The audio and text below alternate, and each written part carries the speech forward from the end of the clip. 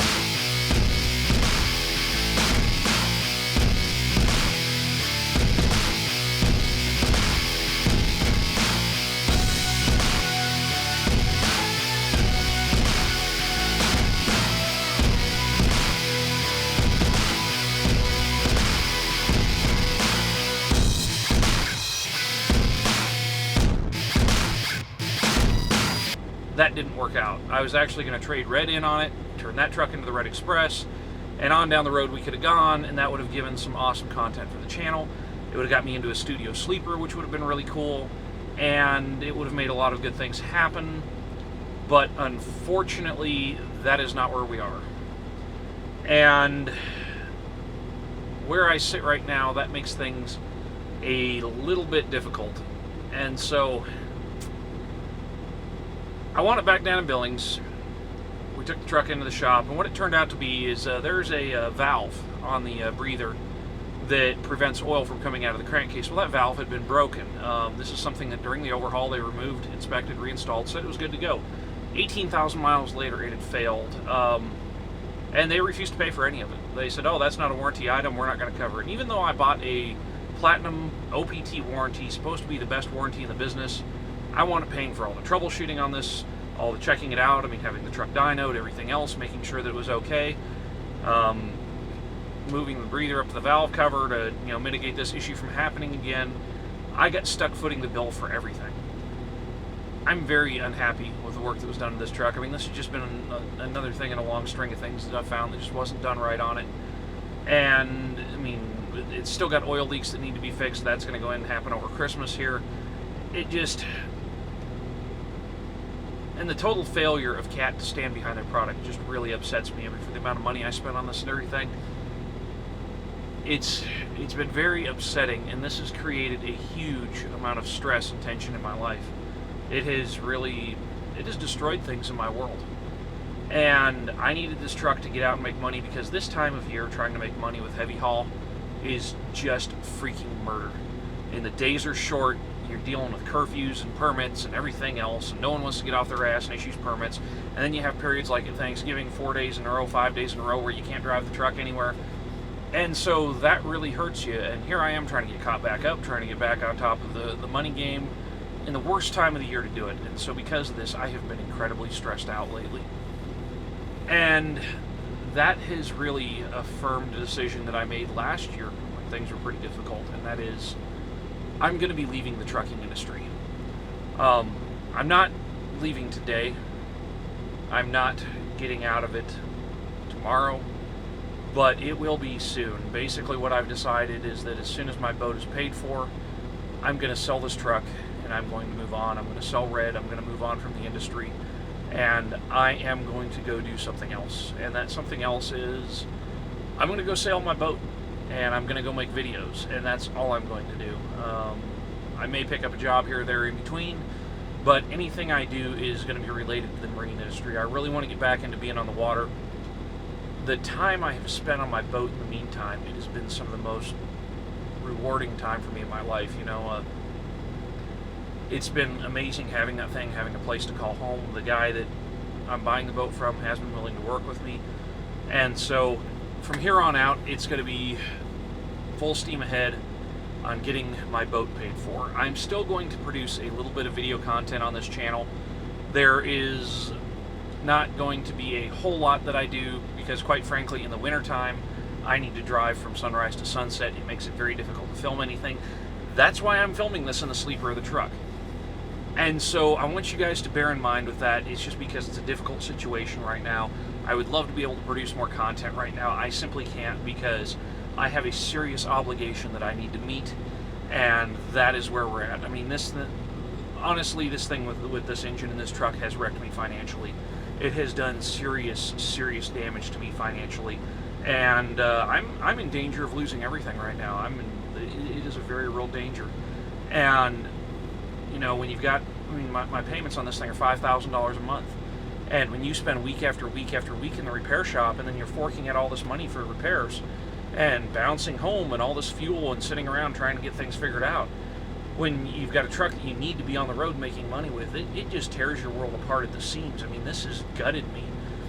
And it has had a very serious, drastic effect on my health. I've gained a lot of weight. I mean, I'm sure you could see it in my face, and I know I can see it when I look in the mirror. I just don't feel good. I don't feel healthy. I've been really tired, and it's just because I haven't been taking very good care of myself, because I've been so stressed out. And what happens, you know, I'm a disabled veteran. I suffer from PTSD, and what happens when I get stressed out is I start to have nightmares. I have really bad nightmares, and I will kick my feet, and when I kick my feet, I ram my head against the wall, and I hurt my back, and I hurt my knees, and I mean, obviously my head and my neck, all of that. And it's a very difficult thing to deal with, because when you have to get up fucking early as hell to go do this job, it really makes for some long damn days, and it makes it very hard to be productive. And it has turned into kind of a vicious cycle.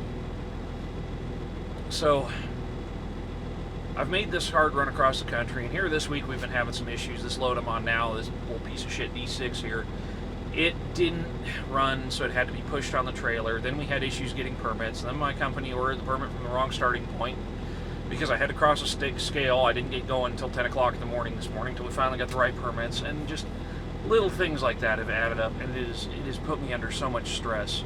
Over the last weekend, I did get to go down and do an interview with Doug from SV Seeker. He's got a very, very cool channel.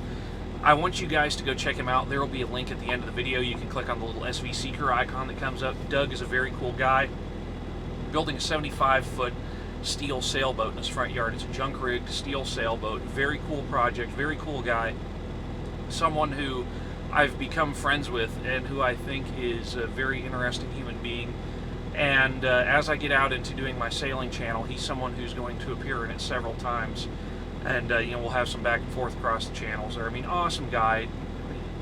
We really need more people like Doug in this world, so definitely go check out his channel. And that brings me to what's going to be the big plan, and that is simply this: I have the 2 channels I'm going to be pursuing very hard now, and that is the Renegade Show and Sailing Through History. The Renegade Show is just going to be like kind of my vlog show channel.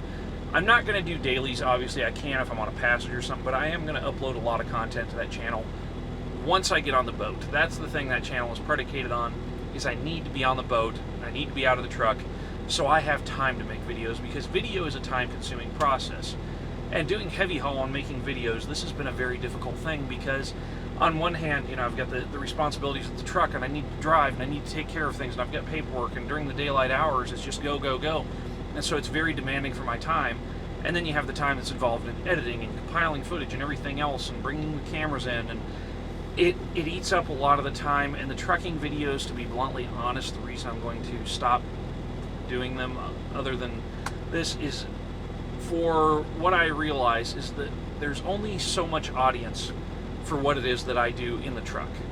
And my audience with the sailing channel has grown up very quickly. I mean, I've only uploaded a few videos to that channel. I've already got 800 subscribers on there. Hopefully by the end of the year, I'm shooting for 1,000. We will see how that goes. But on that channel, I'm going to go get to have adventures. I'm going to get to do things that are cool. I'm going to, maybe drive out to Oregon to the herd management area out there, go check out the wild horses, or I'll be in Montana shooting guns, or I'll be doing other things. I'll be working on the boat. I've got a whole list of things that need to be done on that boat once it's paid for that I'm going to start taking care of. And you guys will get to see what it takes to put that thing together, and also the process of me getting really good at sailing that boat and having adventures up in Puget Sound. I mean, there's so many places up there to go, and so much, I have so much personal history up there, and there's so much up there to do and see that I want to be able to share that, and I think that is going to be very cool.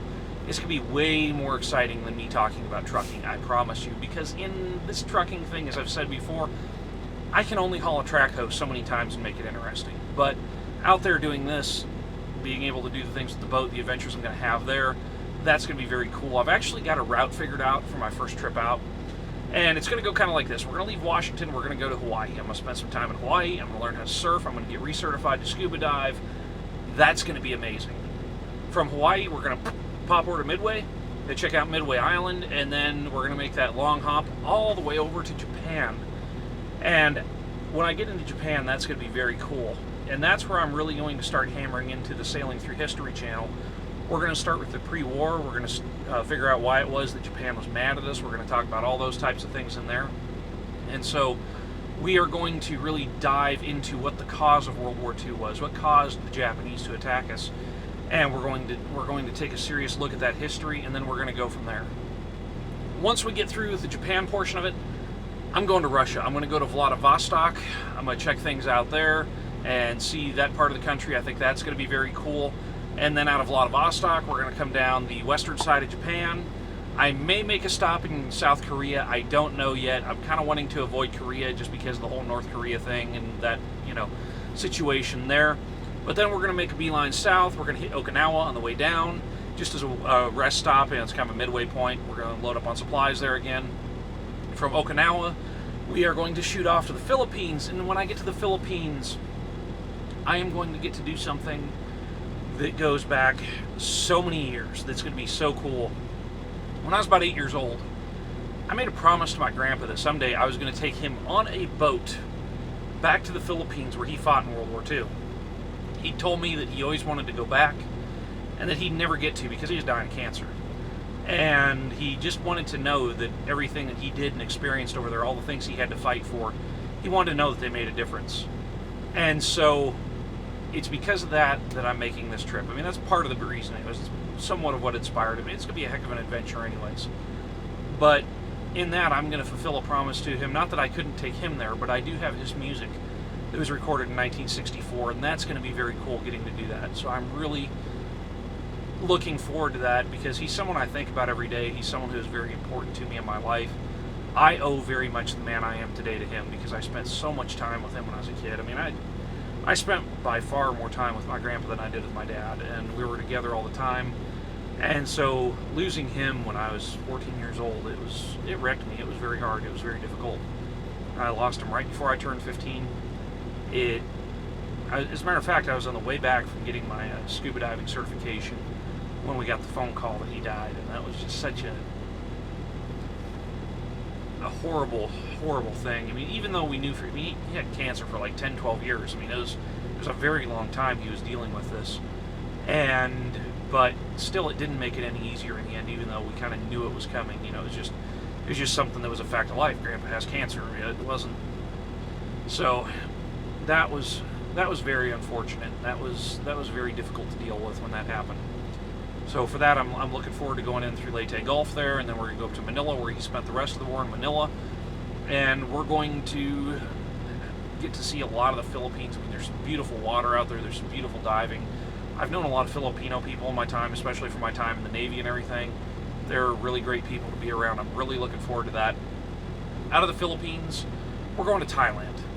Thailand, just because I want to go to Thailand, because it actually goes to when I was towing back down in Corpus Christi way back in the day. There was a Thai restaurant I did the towing for there. It's Thai Spice in Corpus Christi, Texas. If anybody's down in Corpus Christi wants to check it out, best food I have ever eaten. Oh my God, Penny, the chef and the owner there, makes the best food I've ever eaten, bar none. The only thing I really miss about Corpus Christi, other than Lexington, is going down there and getting food. I mean, I love that place. I wish I could have brought her back to Montana with me and now out to Tacoma, but obviously I couldn't do that. But so for that, just her and her husband Paul, they were so nice to me in the time that I was there. It just made such an impression on me, the way that they treated me, that I want to see their home country. I want to see Thailand. I've heard so many things about it. So I'm going to spend some time in Thailand, decompress a little bit, and I won't be working on Sailing Through History, obviously, while I'm there. But then when we tear off out of there, then we're going to head down to Australia, New Zealand, and then we're going to cut back up to Kwajalein, back up to Hawaii, and then back home. And that's when the real fun starts. That's when I get back. I'm going to start compiling a lot of the video, and I'm going to have a lot of drone footage and things like that, and then I'm going to be making a trip back to the National Archives, things like that. Because what I am going to do once we get back, once we have got through the early war stuff and we've got a real good following built on this channel, I am going to buy a very expensive editing computer. And I'm going to set it up with AutoCAD, and I'm going to set it up with 3ds Max and some other plugins for that. What I'm going to do is, I'm already able to draw ships. I'm going to throw a little animation up on the screen here. This is the USS Avocet. This is just a really rough SketchUp model. And then this next one here, this is a Glenelg Lodestar. It's a 55-foot sailboat that I almost wound up building. I just realized that if I'm going to build a boat, which I'm going to get into this later, but if I'm going to build a boat, I really want a catamaran. So I decided not to do that project. When we get back, that's what's going to happen, and I'm going to start 3D modeling every ship of World War II, which actually is not as daunting of a task as you'd think it is. It's going to take me about a week apiece to draw each class of ship, and then I'm going to have a digital artist go in and paint them with the specific colors of each ship, because the ships in World War II, each of them have their own class. So what we'll be able to do is go by the classes. There's a lot of this information that's available online. I'm not going to get into those details right now, but basically we have old stock photos. We're going to paint these things according to the photos, the way that they were actually painted.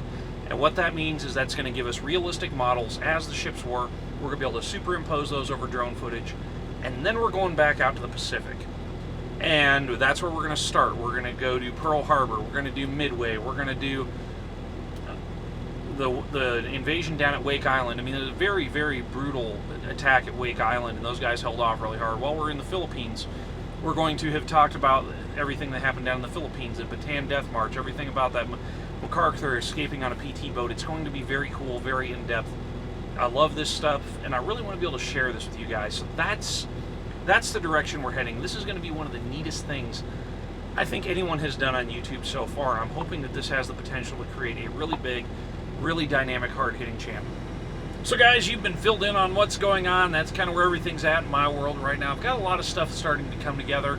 It's going to take a little time to get this going, so thank you for hanging out with me here. A good way to catch me is you've got all my social links. We'll put them up on the screen right here. If you go check out SV Seeker, that link is right here. The Renegade Show is right here, and this is Sailing Through History. Please go subscribe to all three of these channels. Renegade Show is going to be what I'm doing after I leave trucking. That's where most of my uploads in the future are going to be. Sailing Through History is just going to take some time to get going because, well, I have to sail a boat to Japan.